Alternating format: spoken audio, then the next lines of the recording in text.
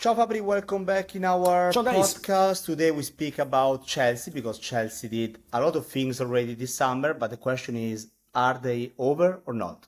No, they're not done on the market. They're not done. There is still some work to do. Of course, it's less than 2 weeks now to go for the end of the transfer window, but Chelsea are still busy.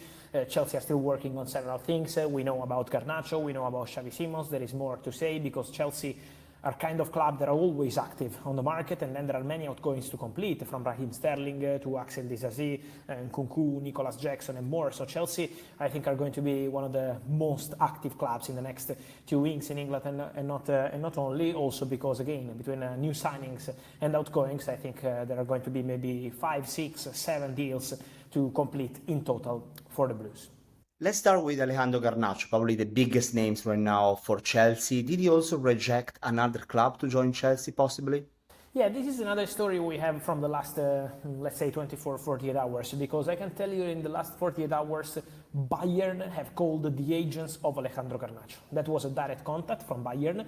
We know they're exploring the market for opportunities up front after many players left the club in the recent days and weeks. Kingsley Coman, but also more players this summer have said goodbye to Bayern, from Leroy Sané to more. And so Bayern wanted to understand the situation of Garnacho, if it was true that the player only wants to go to Chelsea, or if maybe there was room for negotiation also with Bayern. The answer from Garnacho and from these agents was very clear: only Chelsea Football Club. So Garnacho doesn't change his position. It's really only Chelsea. From what I'm hearing, Garnacho doesn't want to consider any other opportunity. It's about Bayern, Italian clubs, Saudi clubs. At some point, some club from Saudi was prepared to offer to Garnacho really big money, but no chance. And for Garnacho, it's really easy. Or he goes to Chelsea, or he stays at Man United out of the squad. So that remains the case. Garnacho is not scared about that, and his priority is very clear: Chelsea Football Club. So you explain really well the position of the player, the willing also of the player in the next days, but also why Chelsea are so interested in this player. Look, I think Chelsea, from what I'm hearing, believe that Alejandro Garnacho has, first of all, a lot of potential, can develop into a really, really important player.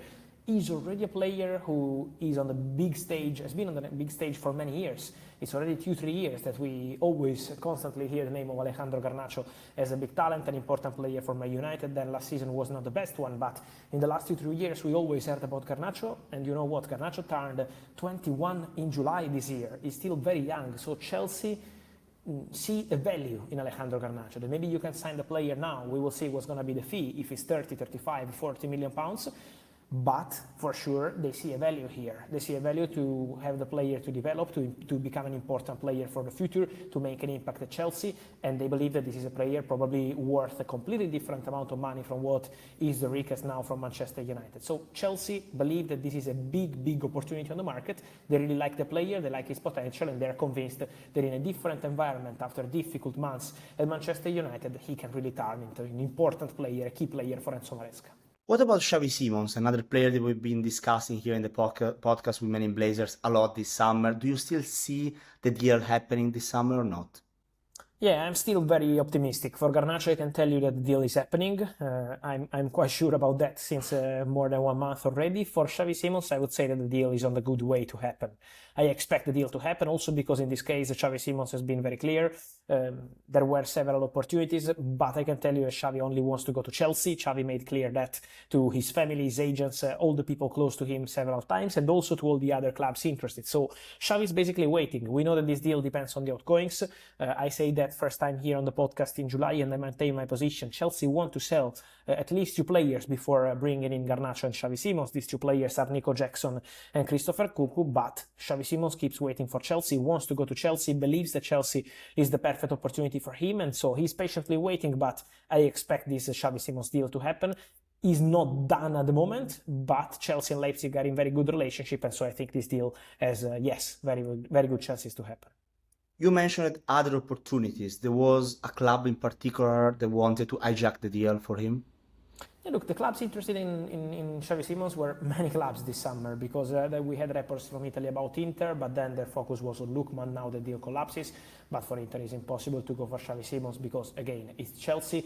Arsenal thought about Xavi Simons, but it was just a conversation with his agents. They never made any contact or bid with Red Bull Leipzig. It was at the end of June, beginning of July. Bayern also thought about Xavi Simons as an opportunity. He's a player that the director of Bayern, Max Eberl, wanted to sign 1 year ago when they were in a fight with Leipzig. Leipzig won that fight, but now Bayern were interested again at some point this summer, but Xavi Simons decided only for Chelsea. And then I can tell you that there is one more English club I can't mention now. I will say probably after the end of the transfer window in our usual pod with all the secrets, but was not Manchester City. We had many questions on Manchester City and Xavi Simons. I'm told that Man City never entered into concrete conversations. Another important club trying to sign Xavi Simons, but again, at the moment the position of the player is Chelsea. So we are mentioning incomings, players that might arrive at Chelsea in the coming 2 weeks of the summer transfer window, but also the outgoings will be really more important for Chelsea. Talking about Nkuku and Jackson, what are the status of these 2 deals? Yeah, for Nkuku, Chelsea and Bayern remain in conversation, in active talks, but as far as I'm aware, Bayern want to offer a loan deal for Christopher Nkuku, while Chelsea want a permanent transfer. So at the moment there is still no agreement club to club on the formula. They will try to find a way, they will try to be creative, but at the moment no agreement yet. Red Bull Leipzig, the former club of Christopher Nkuku, would love to bring the player back to Leipzig. Let's see if it's going to be possible. Not easy, but Leipzig remain interested in Christopher Nkuku, so they're trying to find a solution. For Nico Jackson, some calls over the last few weeks from Newcastle, from Aston Villa, Italian clubs, Milan, Napoli, but for Italian clubs it looks like a very expensive deal. At least now Chelsea only want a permanent transfer, and so for Italian clubs it's complicated, but Jackson is going to be one of the big names on the market because with Chelsea it's over. Enzo Maresca was very clear ahead of the first opening game of Premier League against Crystal Palace, saying that he wants a centre-back, that Chelsea needs a centre-back. Is the club willing to help the manager or not? Yeah, look, it's a really different point of view in this case because, as you say, Enzo Maresca has gone public with this opportunity to go for a centre-back after the injury of Levi Colwill is going to be out for 6-7 months, and so Maresca wants a new centre-back. But internally at Chelsea, the most important people internally at the club and also the recruitment team, they are all together convinced that Chelsea have enough depth to cover the absence of Levi Colwill in the upcoming months. They believe they have many players who can play there, someone who can also cover that position like Jorel Hato, who just joined from Ajax. So Chelsea are quite relaxed about that. Then, if there is going to be an opportunity in the final days, I will be here as always to tell you and to let you know. But at the moment, Chelsea are not in active talks for any defender. Let's see what's going to happen because for sure Maresca would love to have a new centre-back. In our last episode, we were mentioning a lot the position, the situation of Gigio Donnarumma, his PSG exit, what's happening also with the Manchester clubs. Can Chelsea possibly be part of the deal? There were a lot of rumors. Yeah, a lot of rumors because we always had these goalkeeper rumors at Chelsea since they tried to sign Mike Maignan for 15 million at the beginning of June. Milan said no, and since that moment Chelsea were always very clear in their position. No intention to sign a goalkeeper. Trust Robert Sanchez, trust Philip Jorgensen, Mike Penders seen as the goalkeeper of the future. They sold Petrovic, so the strategy was always keep 2, sell 1, loan 1. And they believe that Mike Penders is going to be the keeper of the future. They really trust this boy who is on loan now at Strasbourg. For Sanchez and Jorgensen, full trust for this season. So at the moment Chelsea are really relaxed. On goalkeepers are not negotiating for Donnarumma. The club negotiating for Donnarumma, as we said here on the pod last week, is Manchester City, because they want to go for Donnarumma if Ederson leaves the club. Chelsea always think also on the future. Another one of your exclusive stories of the week was the Cucurella new deal. What's the status of that? Yeah, it's done. It's signed. Just waiting for an official statement, but everything is agreed. Let's see if Chelsea are going to communicate that or not.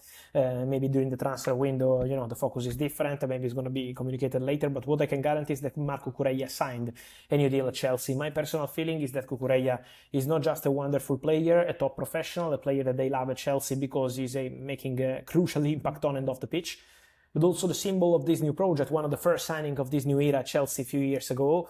Many people criticized that signing for the transfer fee, and now Cucurella is one of the most important players at Chelsea, one of the best left-backs in the world, winning everything, the Euros with Spain, and then titles also with Chelsea. So the player is showing his quality, and Chelsea really want him to be one of the important phases of the future. So the contract is extended, is done, and everything is really 100% completed. What's the next contract extension for Chelsea? Yeah, look, Chelsea are going to plan for several things to discuss with their players in the upcoming months after this transfer window. One of the names I will keep an eye on is Moises Caicedo, because Moises Caicedo joined 2 years ago. He's already on a very important contract and good salary, but Chelsea will consider to offer him a new deal because they really believe they have one of the best defensive midfielders in the world. This is Chelsea feeling, and so they want to give him even probably a better contract. So conversations will continue. They already had some contract at the beginning of this summer, so let's see what's going to happen. But Caicedo is very happy at Chelsea. Chelsea love Caicedo, and they believe internally that it's difficult now to find that kind of player on the market at that elite level. And so Chelsea very happy with Caicedo. A new contract could be a topic soon. Fabri, thank you for today. Talk to you very soon. Thank you. See you soon. Ciao, guys.